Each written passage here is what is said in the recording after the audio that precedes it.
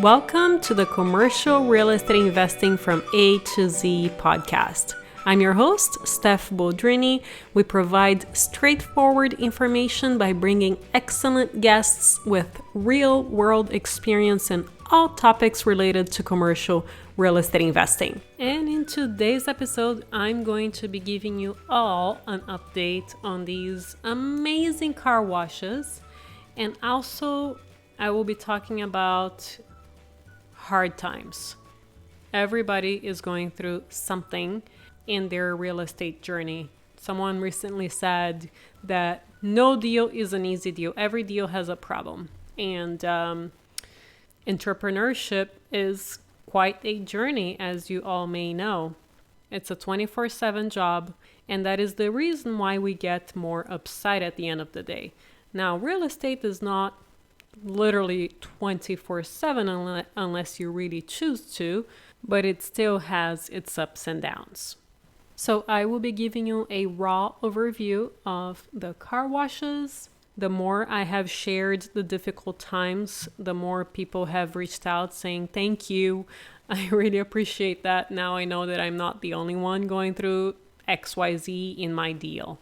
And so it's that vulnerability side that Brené Brown says we have to, that's how we connect with people, but it's not natural to share, especially for me.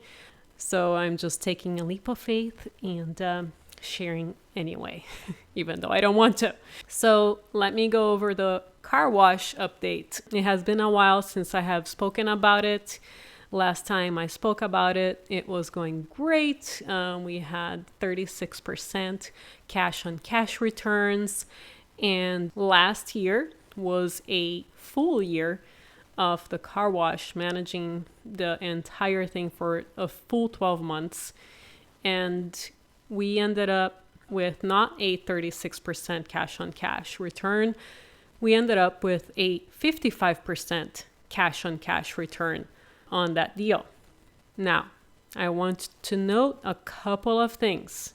I was managing the whole thing myself and not paying myself. So there is no management fee there. And so if someone were to underwrite this deal, they ideally should definitely put a management fee. Like, for example, when I buy a self-storage facility and it's managed by a mom and pop and they don't have a management fee, I have to underwrite it with a management fee. I wanted to let you guys know that fact. And number two, this also includes the credit card that we installed on all locations. I think we spent 60 or 70K. Yes, it was an absurd. We got screwed by this particular vendor, and this includes that as a quote unquote down payment because it was out of pocket. So 55% cash on cash on our entire first year, our first 12 full months. Amazing, right?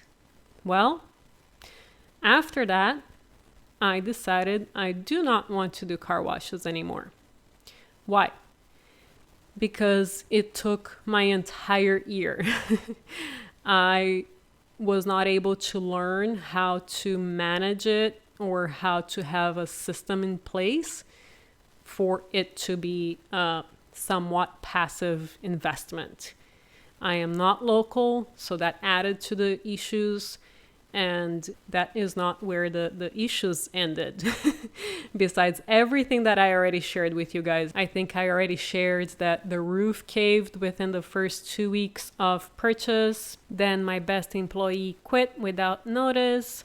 Then we hired somebody that ended up being a terrible choice. Then the pipes froze over the winter, so a few things burst. We had to close it for a couple of weeks. Let's see, what else? There were thefts from people trying to break in and get like $3 worth of coins, and the damage was like $600 to fix the box. Amazing. If these robbers, I'm telling you, if these robbers were to work as hard on a job, they would be so successful because they really spend so much time trying to break into something so difficult to get $3 or $5. It's unbelievable. If they were only going to put that much effort into a work, they would be incredibly successful. We had a bad credit card vendor. Another homeless cut all of the hoses one day. The contractor to rebuild the roof was very slow. And then the latest thing this year, I realized that we were actually getting significantly robbed. Like thousands and thousands and thousands of dollars have been missing since April.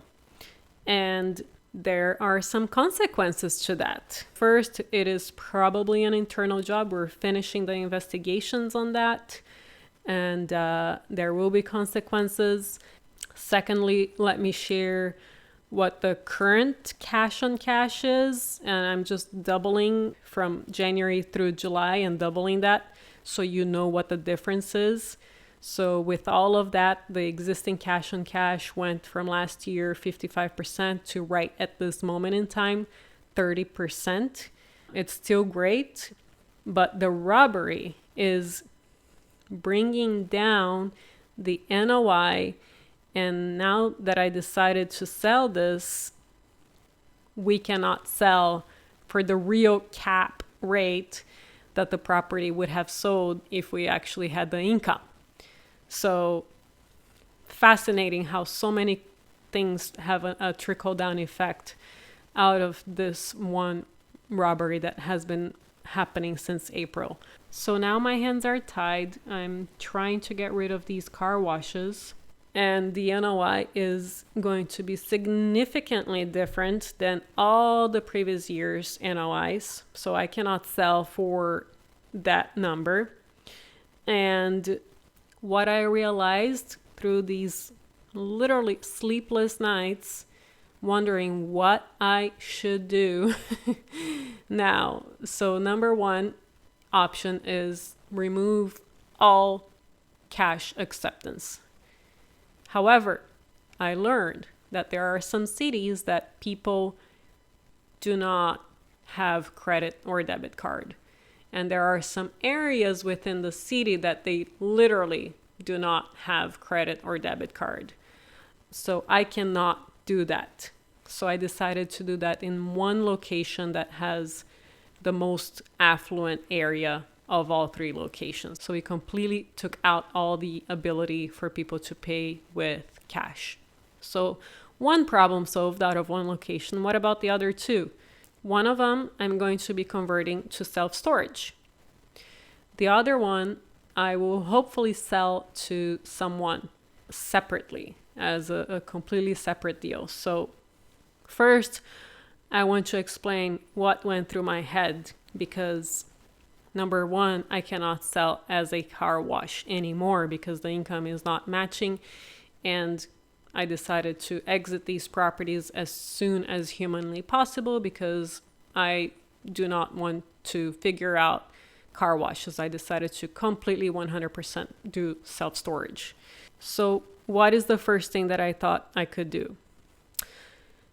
I could do a build to suit, meaning I could go out to all these retailers and figure out who would want any of these locations, and we would build whatever their heart desires, and then we would lease it to them and either keep the property or exit. One of them has enough space for a drive-through, so I found an agent that has access to a ton of triple net retailers, and she went to work. She reached out to every single one of them, explaining everything, all the details. We would do a build to suit from scratch, and there were two things that came out of it, one good, one bad. The good thing is that nobody said these are bad locations. And the bad thing was that they said, oh, unfortunately, these locations are too close to our other stores or other franchisees. So that didn't work out. Another option was to sell it as land.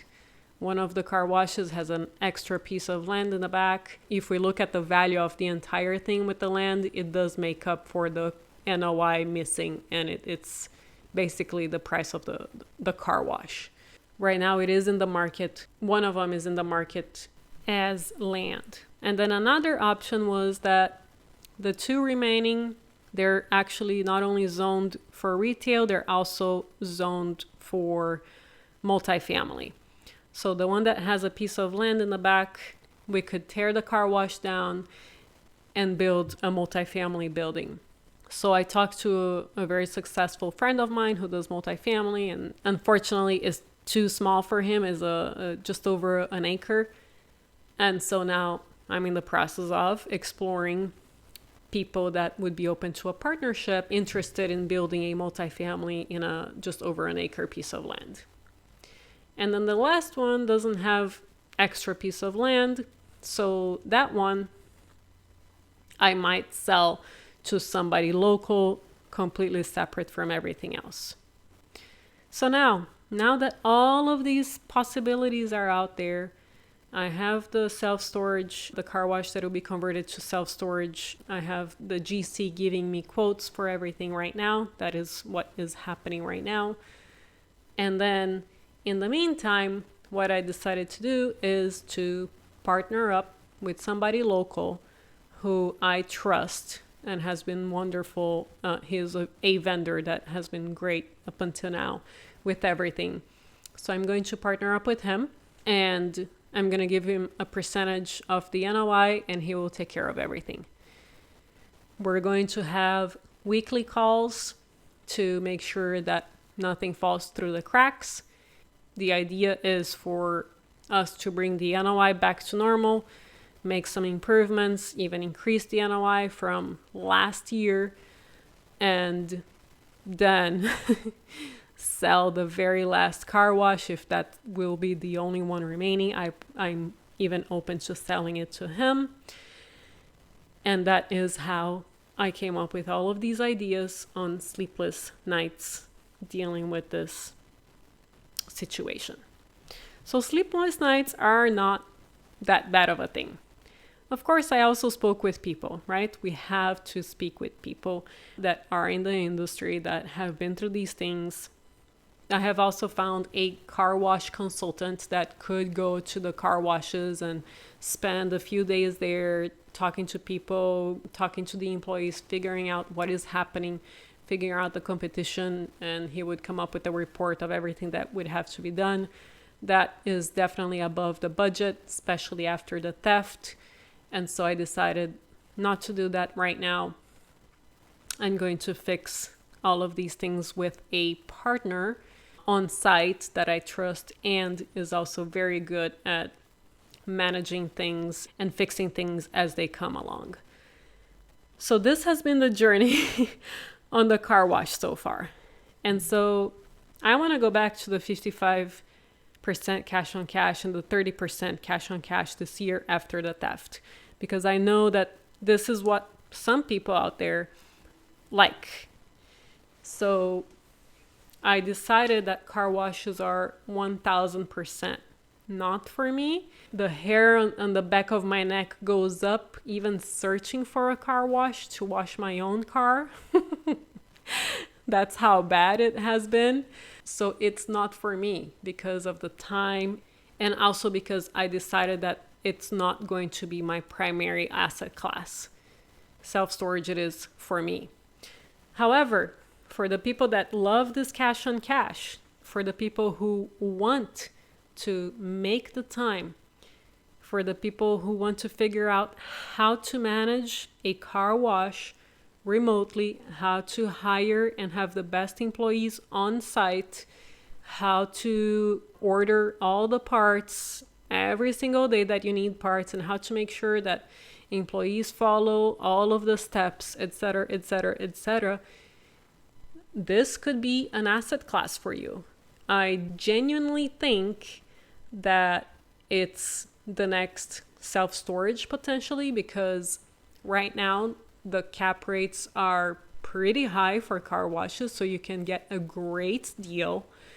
You can negotiate on that price because they do take longer to sell because nobody wants them.